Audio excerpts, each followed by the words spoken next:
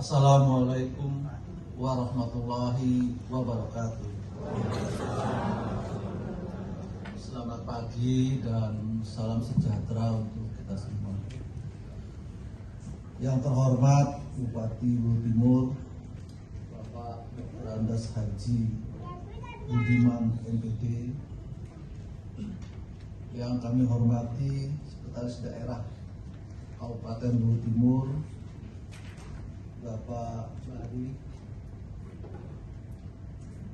yang saya hormati Kajari Luhut Timur, Bapak Muhammad Zubair, yang saya hormati sahabat saya, rekan dari Kapolres yang mewakili Kapolres, dan teman-teman OPD khususnya PMD Kabupaten Luhut Timur, dan teman-teman panitia serta hadirin sekalian yang berbahagia. Pertama-tama kami ingin mengucapkan terima kasih kepada Bupati Luhut Timur yang telah membuka ruang ini untuk memberi kesempatan kepada Bapak dan Ibu untuk meningkatkan, kalau tadi bahasa Pak Kepala Dinas PMD, mengenalkan ya Pak ya, mengenalkan siswa tugas online 2.0. Dan saya tadi bercerita dengan Pak Bupati, saya ini sudah senior lah, sekitar selesai.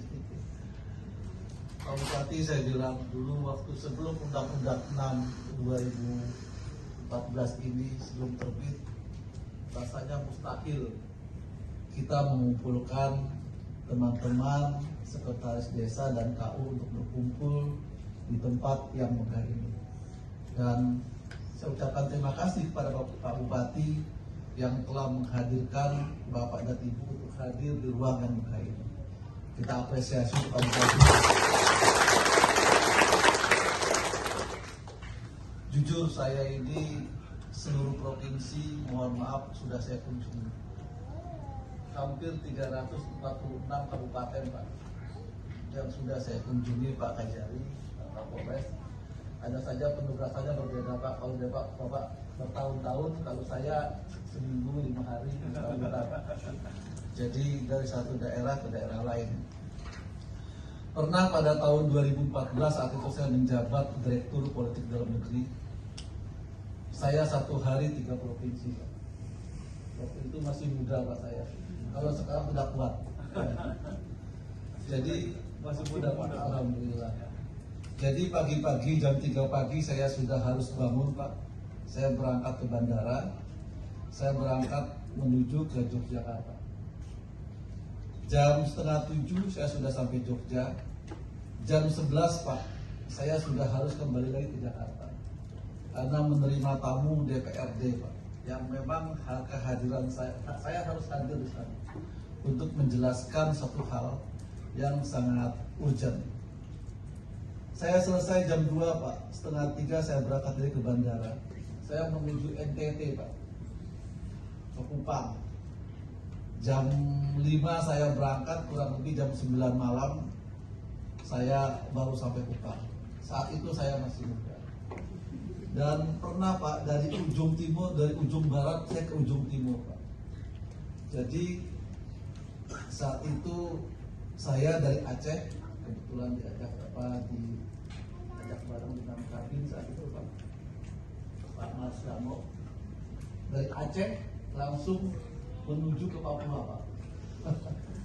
Jadi saya pikir sudah berkah.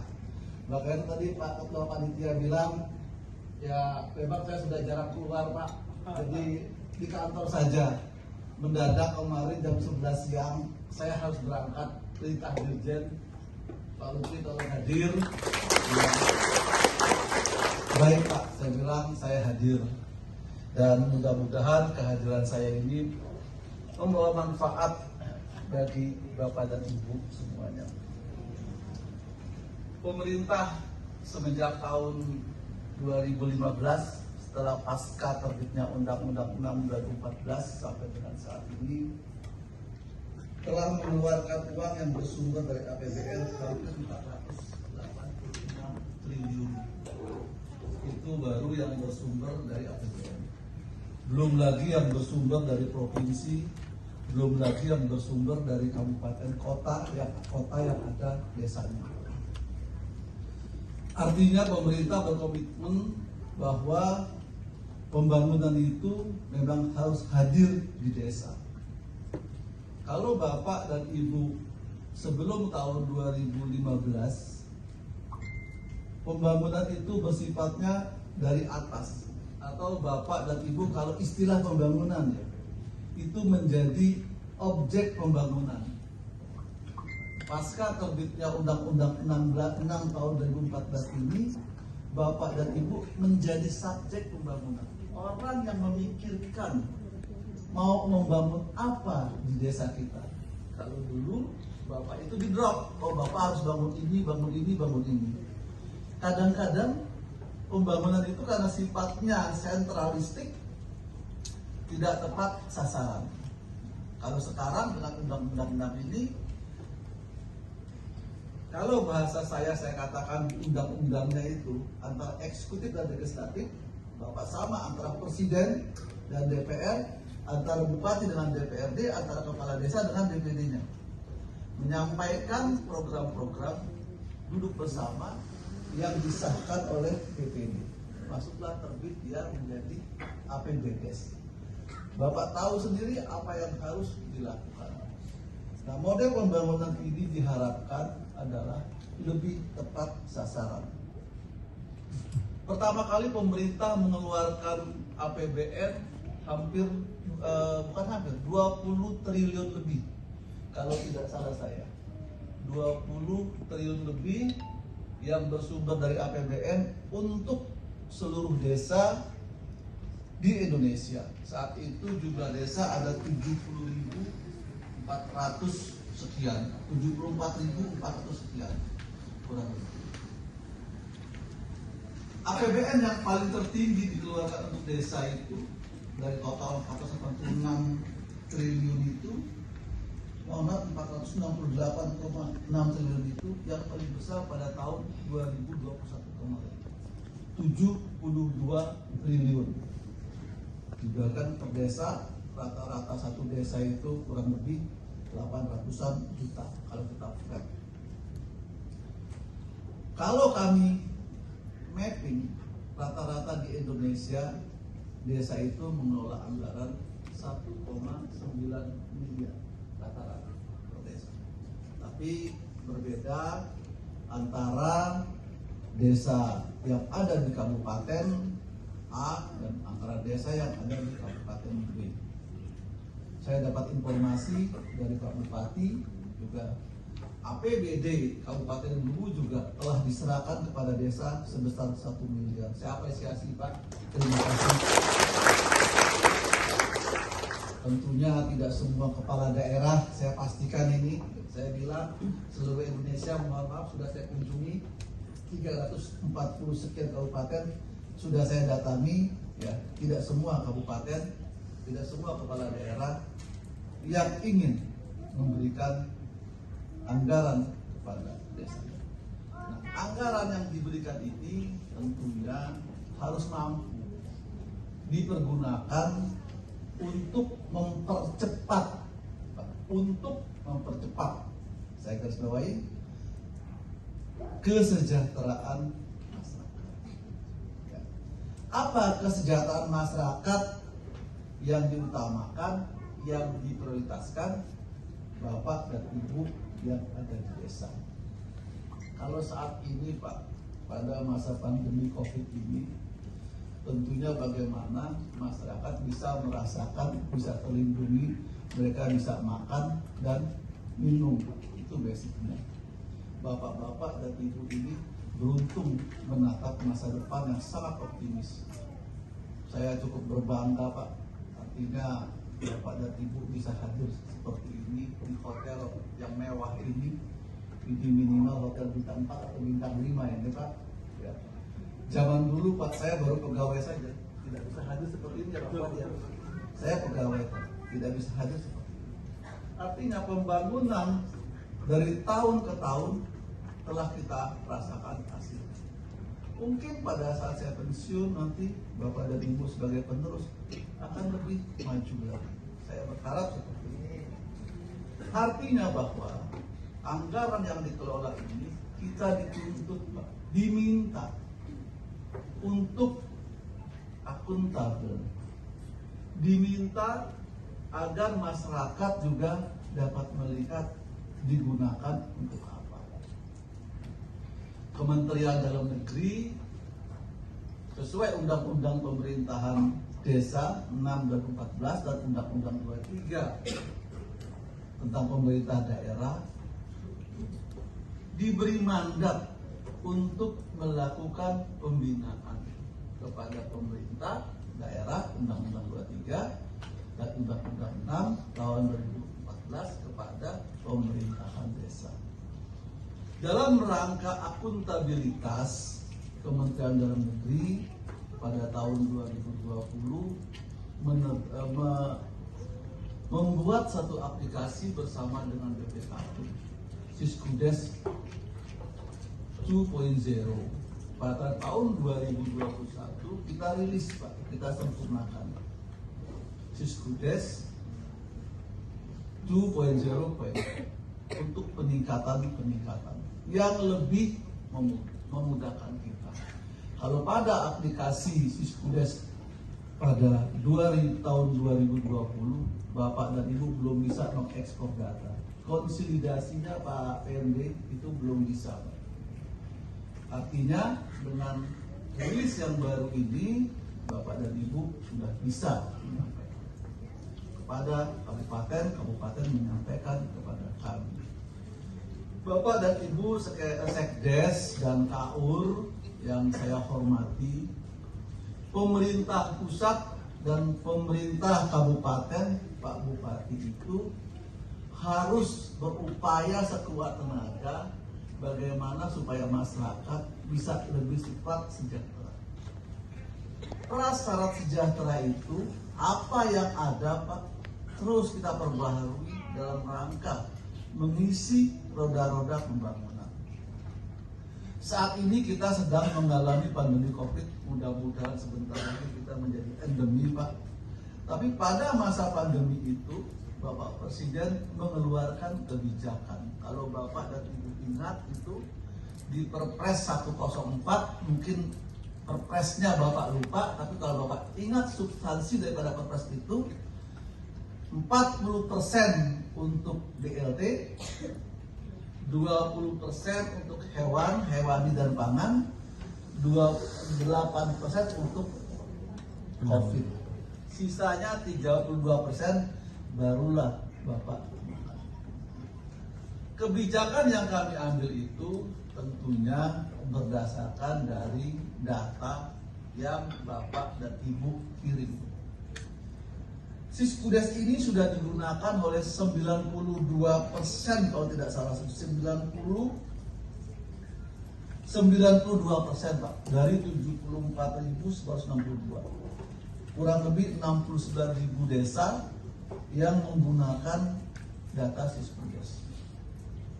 Artinya desain kebijakan yang 40% untuk menangani COVID ini adalah kebijakan yang sudah sangat tepat. Yang ingin saya sampaikan kepada Bapak dan Ibu, apabila tadi Pak Amir selaku Direktur PKPD dan Pak Kepala Dinas PMDes tadi mengatakan bahwa aplikasi sudah ada, sistem sudah dibuat, tapi manakala manusianya juga tidak ditingkatkan kapasitasnya, ini juga mustahil dapat berjalan. Artinya kita harus sama-sama mempunyai keinginan yang sama. Kami membuat aplikasi, nanti juga Pak Inspektur ya membuat juga aplikasi, Bapak dan Ibu yang akan mengikuti. Dengan seperti itu maka akan terintegrasi. Bapak dan Ibu sekalian yang saya hormati, itu baru satu aplikasi. Berikutnya Pak Bupati, Bapak dan Ibu, dalam kesempatan ini saya ingin sampaikan juga, yang juga ada di desa, kami juga telah merilis SIPADES, Sistem Aset Desa. SIPADES itu adalah ingin mendata, melihat aset apa saja yang ada di desa. Kemarin saya seminggu yang lalu, tepatnya hari Senin, saya rapat di kantor Kementerian Koordinator PMK. Teman-teman di PMK bertanya kepada kami dari Kemendagri, Pak Lutfi, itu ada Kopiko, permen Kopiko. Permen Kopiko itu ingin mengembangkan pabrik baru, ingin mencari lokasi wilayah yang tanahnya itu di atas permukaan laut kurang lebih 80 meter. Kami buka Pak di Prodeskel, di program desa dan kelurahan, tidak ketemu data itu katanya. Saya ingin menyampaikan kepada Bapak dan Ibu bahwa di saat ini, kondisi seperti ini, orang ingin berinvestasi adalah tentunya seminimal mungkin mengeluarkan biaya. Sama halnya kalau kita ingin mencari sesuatu, langkah awal yang kita lihat dulu adalah dari Google ya Pak ya. Dari Google. Kita ingin mencari sesuatu, ingin mencari jalan yang belum pernah kita kunjungi, kita buka Google Map dan lain sebagainya. Nah, artinya kendala-kendala data ini yang memang belum Bapak dan muat topografi desa Bapak, ini secara tidak langsung adalah memperlambat pembangunan di desa Bapak. Mungkin saat itu ya Pak ya, sekitar sebulan yang lalu ya, kalau seandainya data ini diisi oleh Bapak dan Ibu, berapa ketinggiannya, aksesibilitas jalan dan lain sebagainya berapa, kalau memang menguntungkan, mungkin pasti akan banyak di daerah Bapak itu ya tempat atau pabrik-pabrik. Apalagi di tempat Bapak dan Ibu tinggal itu ada satu tambang yang cukup menjanjikan untuk menyerap tenaga kerja. Bapak dan Ibu yang saya hormati, bahwa pemerintah khususnya Kementerian Dalam Negeri berupaya bersama-sama dengan kementerian lainnya adalah bagaimana supaya tingkat kesejahteraan masyarakat desa ini dapat lebih cepat sejahtera. Kemarin Kementerian Keuangan menyampaikan kepada kami, Pak Lutfi, tahun depan Pak, kemarin Senin itu dibilang siang ini kami rapat dengan DPR Pak, dibilang gitu, untuk menentukan indikator reward atau peningkatan bantuan DD, dana desa, yang selama ini katanya kami melihat itu pembagian DD atau distribusi DD diantaranya dilihat dari jumlah penduduk, jumlah manusianya, dan tingkat aksesibilitasnya, tingkat kesulitannya. Dan saat ini akan dirancang Pak, mungkin tahun 2023 apabila DPR setuju, itu tingkat alokasi dana desa itu adalah dengan melihat indikator-indikator atau variabel-variabel lainnya di samping populasi dan di samping aksesibilitas, juga pusat pelayanan pemerintahan desa. Apa saja? Mungkin penerangan desa, lampu-lampu desa, mungkin juga KTP, ya Pak ya, pelayanan penduduk dan lain sebagainya. Nah, untuk itu, apa yang Bapak tadi Pak Bupati menyampaikan, di desa-desa sudah ada penerangan desa dan lain sebagainya. Nah, ini Pak, tolong juga diisi Pak, dimasukkan ke dalam Prodeskel. Kami di Jakarta tidak mungkin mampu Pak datang melihat ke tempat Bapak dan Ibu. Zaman sekarang itu kami hanya melihat data. Kami akan sampling secara random, secara acak, kami akan lihat apakah benar atau tidak. Nah, artinya cepat atau lambatnya pembangunan di desa yang seperti dikatakan tadi Pak Amir dan Pak Kepala PMD, Kepala Dinas PMD mengatakan bahwa secanggih apapun sistemnya, sebagus apapun, tanpa Bapak input, ini semuanya mustahil. Bapak dan Ibu yang saya hormati, sebenarnya aplikasi ini adalah sangat bagus sekali untuk membantu Bapak dan Ibu.